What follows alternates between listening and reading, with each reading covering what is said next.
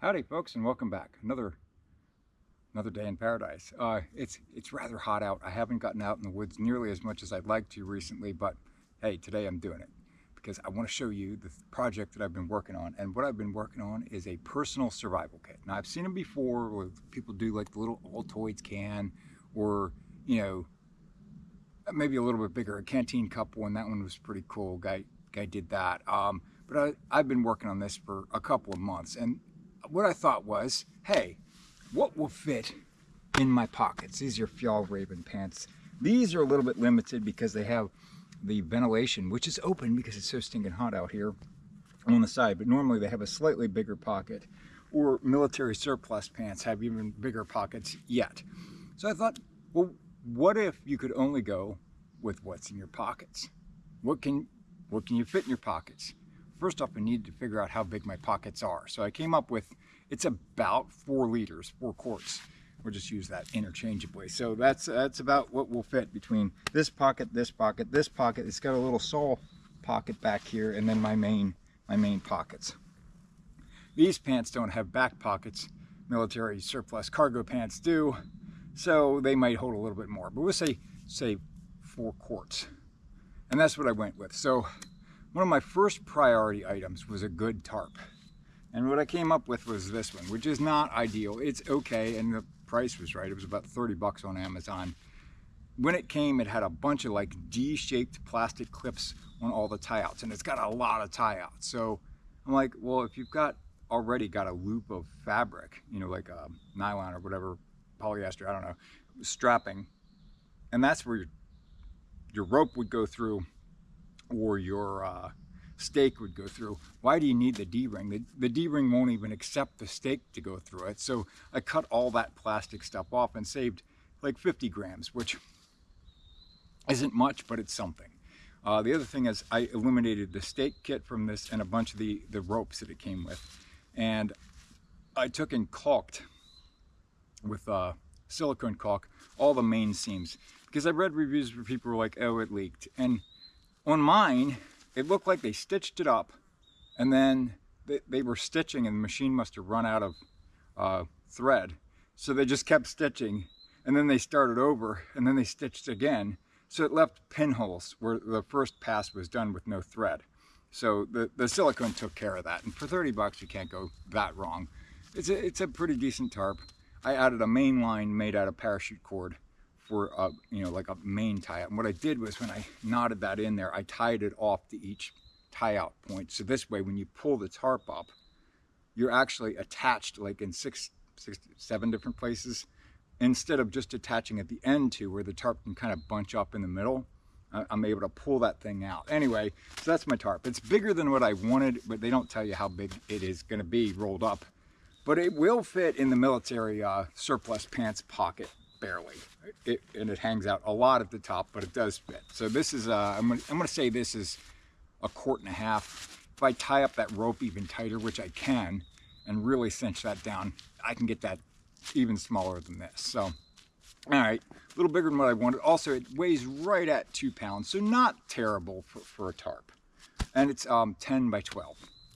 But then we get into the main part. So I wanted 4 quarts total. We called this a 1.5 quarts. This is about 2.5 quarts. I'm guesstimating here. I know all the stuff will fit in my pockets, but I gotta cram it. The other thing you could do, is this part here. This is all like the gear will fit inside of a 1 gallon paint can. I think you could probably get both of these in there if you really crammed. And maybe that could be like a survival cache, you know, stuff that you need to get to. But this is what I've been working on hardcore, like trying to figure out what fits, what doesn't, what is the best thing that you could bring, you know, the most important things. And my thought is, for a survival challenge, like a long-term situation, you know, a lot of these kits are designed, oh, I'm going to be a night in the woods. I'm talking, this kit is designed to be weeks, months out in the wilds. There's a couple more additional items, and I'll show you that in a second, but this is the heart of the system. So let's get into it. First off, we'll just get to this, a mouse trap. And I get a lot of questions. Why would you bring a mouse trap? Well, to catch mice. I mean, but when I went out on that 3-day and I brought my rifle, when I got home, I realized a mouse had come along and eaten part of the stock off, actually chewed on the plastic. So there you go, a mouse trap. The other thing is, mice make pretty good fish bait. So being able to catch mice for that. No, I'm not catching mice to eat them. Sorry. Things would have to be pretty desperate in order for me to eat boiled mouse. But I guess it might come to that. So one mouse trap. Nothing catches mice as good as the good old Victor, brand mouse trap. So there's number one. Let's keep going. One pair of wool socks. I don't think I need to explain that. The Nebo Micro headlamp. Now this is rechargeable, and legitimately I would have camera gear, so this might actually be considered part of my camera gear if I'm going to go out for a long-term thing this way to have the ability to recharge it. But as it is, I could go a couple of nights, especially if I kept it on its low setting. I could probably go up to a week if I kept it on like its green setting.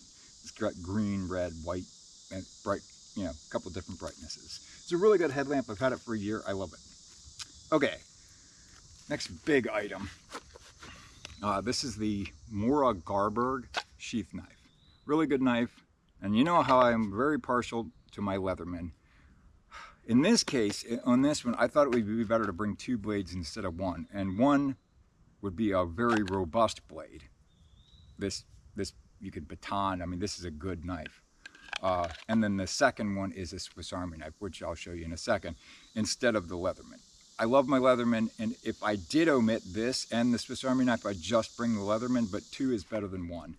And the Leatherman's just a bit heavy to complement this. I don't know.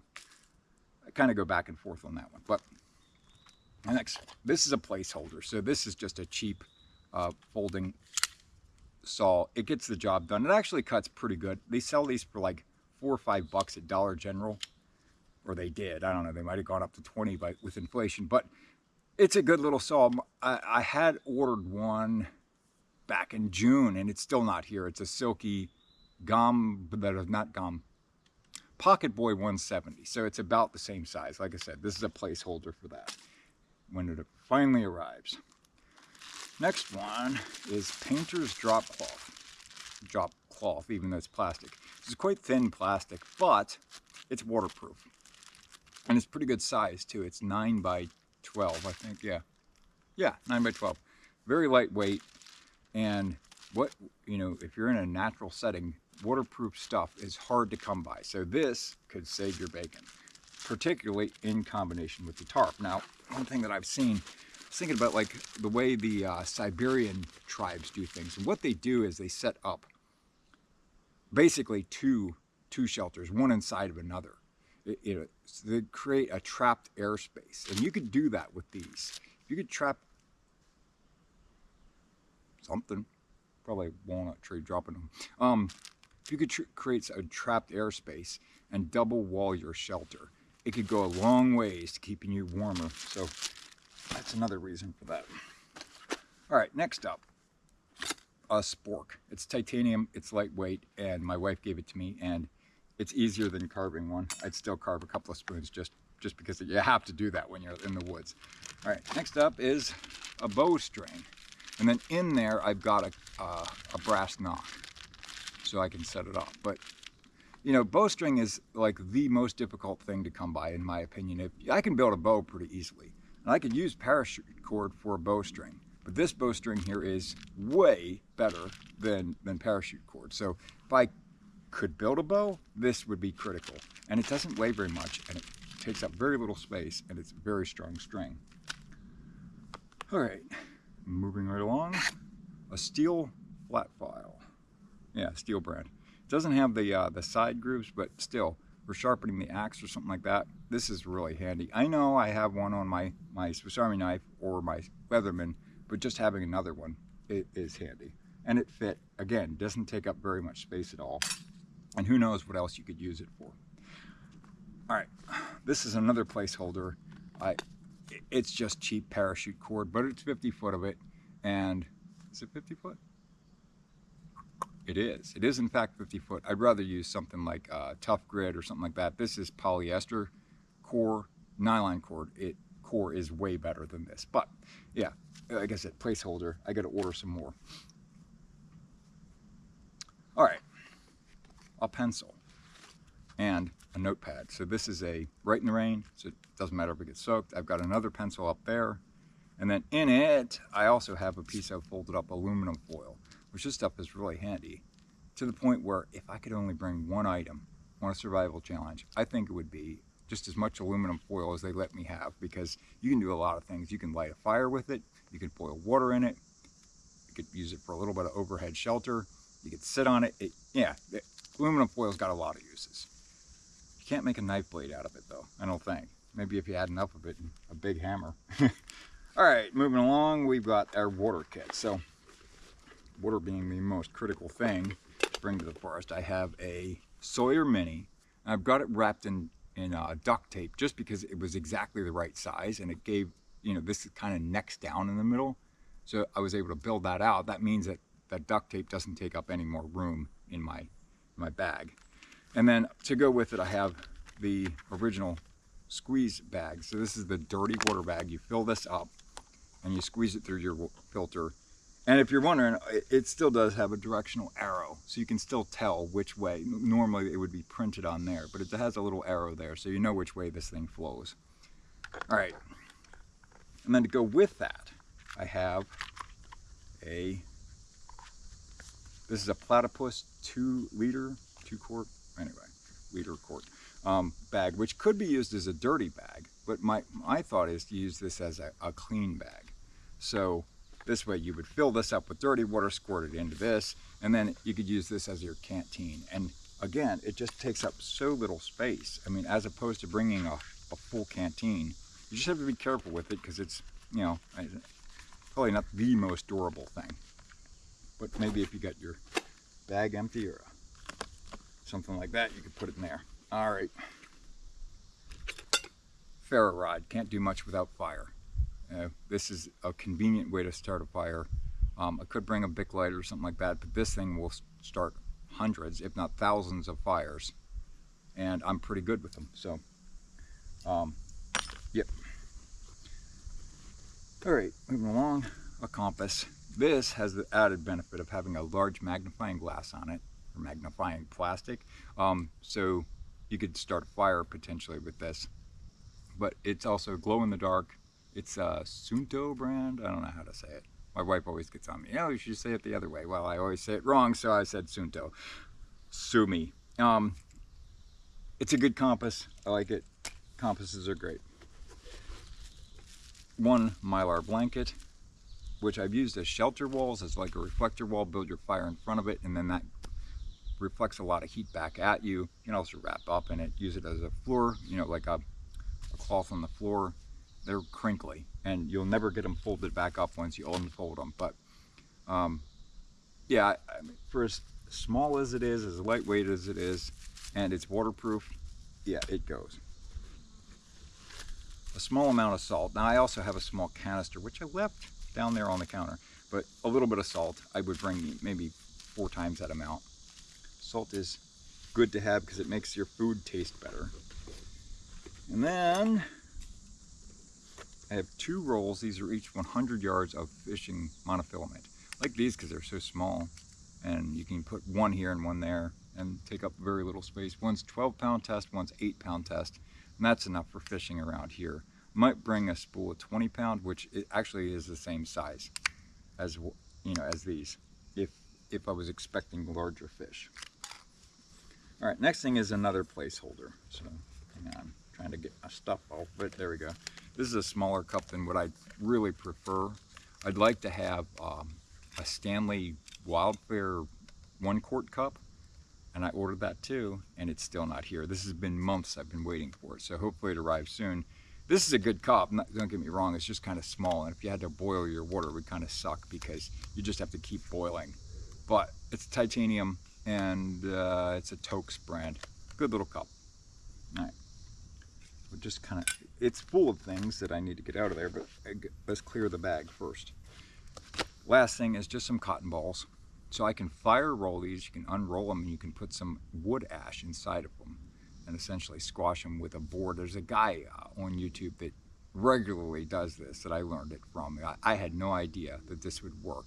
But essentially you unroll it, put your wood ash in, and it's got to be clean wood ash. You don't want clinkers in with it. Put that down the unrolled cotton ball. Put some down on the table, and roll this thing up like a cigarette, like like a home rolled cigarette.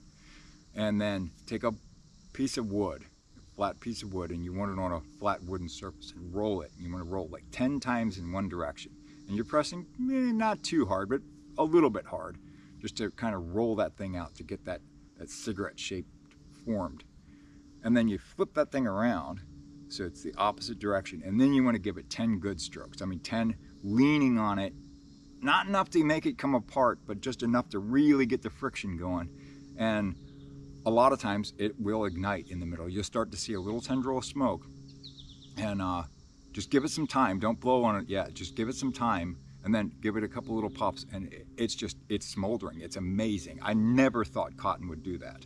Apparently Walmart cotton balls aren't as good as other brands, so I'm not sure why that is. It says 100% cotton, but whatever. These are Walmart brand because that's what I had.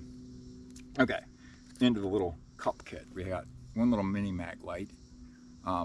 Again, just another source of light.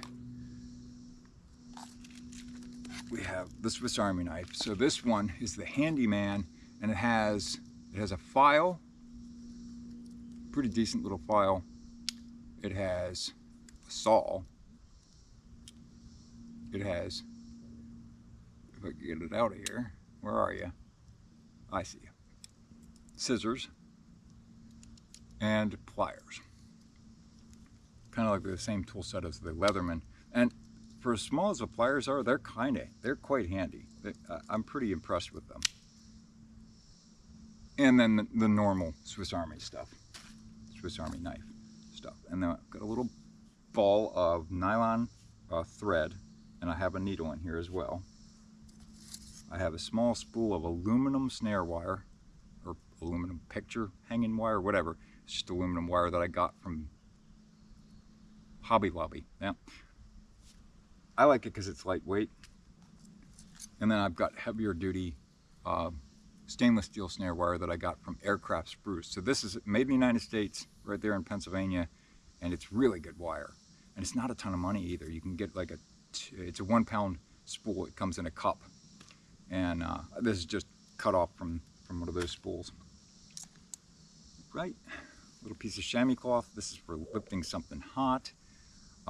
Somebody was saying that they used it for bait too. They like cut a little maggot looking shape off of it and use that for bait. I thought that was pretty brilliant. So there's another use for it. But yeah, chamois got a lot of uses. And then down here at the bottom is just a couple little treats. Some quick things. Some pepper, single pack of coffee, creamer, wipey, orange flavored MRE drink. And I'm dropping the needle, don't lose that. That's the needle. Have it wrapped inside of a pen tube that's been sealed off at the end, so you can't lose it. Well, can't lose it quite as easily. All right, so that's pretty much that. And I see that one of my fish hooks has escaped, and I need to put that back where it belongs. All right.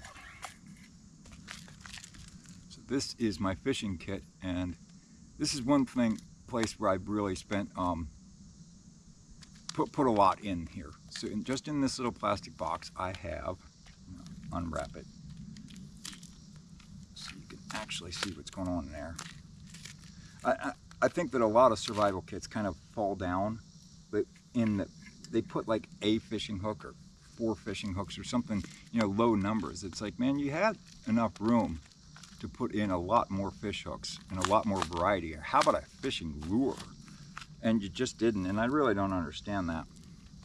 But this one has got a good variety of lures, treble hooks, circle hooks, a bunch of different sizes, swivels. And these little bobbers, I found these at Walmart the other day, and I'm like, that's handy because they'll actually fit in here, and a bobber could be quite handy. And of course, everything's all hooked together, so I'd want to lay this out on my tarp or my shirt or something before I go dumping this. Also, there's split shot sinkers, so it's a good little fishing kit, and I think that could keep you going for a long time, especially with the quantity of hooks. I think there's about 50, maybe 60 hooks in there, plus lures. So, all right, so yeah, so as part of the survival challenge that I'm thinking of, like a long-term survival challenge, like this kit is the backbone. It really covers your bases well, but I think that there should be a couple more things that aren't part of your Pockets kit, and I'm going to get those and then show you those to you. Now this is just my choices of what I would bring, but I think one thing carried in the hand, and my one thing carried in my hand would be my bow with a bow mounted quiver, and I've got 5 arrows on there. I'm looking for a bigger quiver, maybe like 8 arrows, maybe even more, but anyway, 5 would get me by for quite a while. That way I can potentially hunt.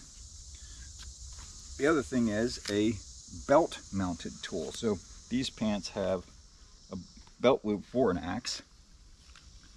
So there you go. That's what I would bring. I would bring my little steel forestry axe. I've done a lot of work to this. I think I did a video on it, but basically I shaved down the back. And there for a while I had like a digging head on it, but I took that off for reasons. So I'll just leave it at that. But it's a handy little axe, not that long. And one thing I've done is I've marked on it right here, and it wrote brace. So that is the brace height on my bow. So I need to check and make sure that if I put the new string on or whatever, I can check the brace height and make sure that I'm where I need to be. And there's some measuring marks on it too, in case I was measuring out, you know, the square footage, not square footage, but the length of a log to put it on my shelter or whatever. And then the last item would be just a sleeping bag, a season appropriate sleeping bag. And that would go in just a little day pack. That also gives me the availability to carry a small first aid kit, things that kind of aren't part of this, but you know, if I was going out in a semi-controlled environment, my camera gear, the charging pack, the first aid kit, maybe one of those inReach or something like that, you know, so I could potentially send a message if I run into a serious problem that's beyond my control. You know, survival challenge isn't actually meant to kill you. It's meant to be challenging. Hopefully you don't have to use the inReach or whatever, but it's there if you need it. So my challenge for you is build a kit, like build a Pockets kit. Have some fun with it. Try to think outside of the box. What would you bring? Tell me in the comments what you think you'd bring in a kit like this. Do you think it's a good idea? Yeah, so I would really like to get out in the woods and test this all out in the very near future. Just let it cool down, just, I don't know, 10 degrees, it'd be great. But in the meantime, I'm kind of planning that up and trying to get through a few projects here at home so that I can go do that. But I'd like to get out there for a week. I don't know, something like that would be awesome to be able to do. But in the meantime, guys, have a great day. Signing off. Catch you later. I put the tripod leg down. Didn't realize I put it down on top of that fella right there. It's a big fat toad with really good camouflage. He's okay though. Didn't hurt him. He just got a little annoyed with me.